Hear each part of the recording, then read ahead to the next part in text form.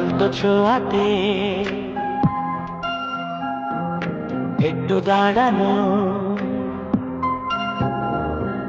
চোখেতে ফিরে তাকানো, এক পলকে সেই দেখাতে কেন ওঠে ঝড় এই মনেতে, জানি না, তা জানি না।